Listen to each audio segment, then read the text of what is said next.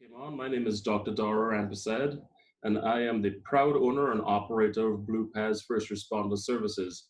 Thank you so much. So my name is Erica Chestnut-Ramirez, and I am the Regional Vice President for La Frontera EMPACT Suicide Prevention Center here in Arizona. And I just wanted to say first, thank you so much. You just thanked us for being a sponsor, but I just want to say thank you for allowing us to be a part of this. It's been amazing.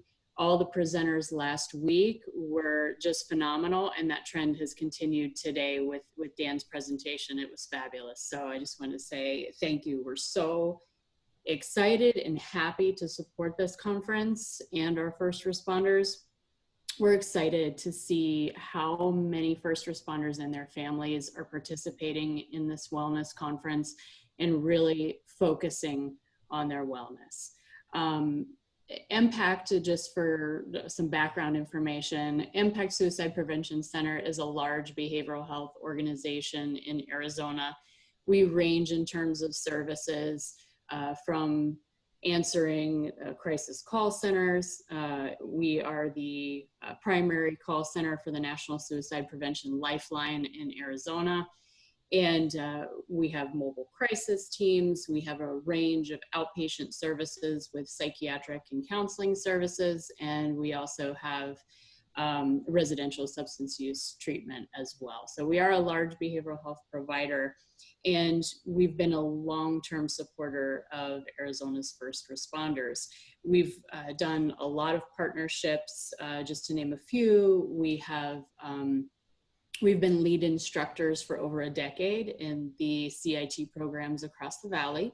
We have trained over 1,000 law enforcement officers in mental health first aid.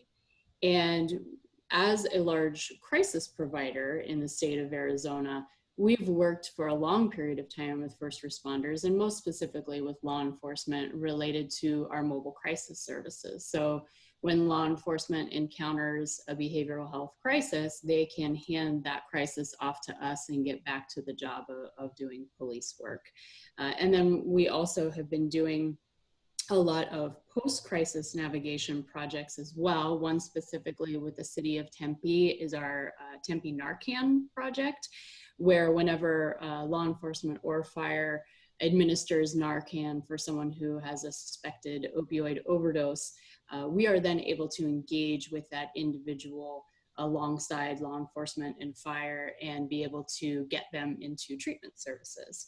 And then with the city of Phoenix, we're doing a post-navigation project where they are identifying people that they are continually coming into contact with. So it's their familiar faces that they're consistently going out on, and they're able to pass those over to us to then be able to navigate that person, get them hooked up with long-term care and long-term recovery.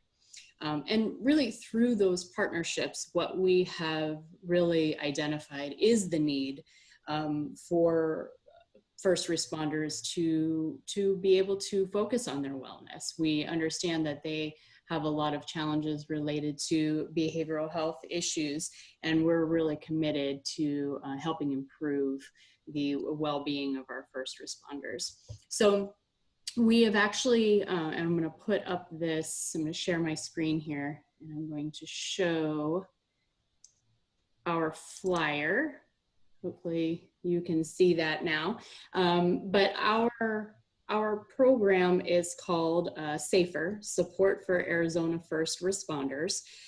This came about through funding through the Arizona Attorney General's office, and it's specifically designed to meet the unique needs of Arizona's first responders by helping change that narrative and change the mindset. So going from be strong and keep things to yourself to be strong and take care of yourself. So we're really focused on that.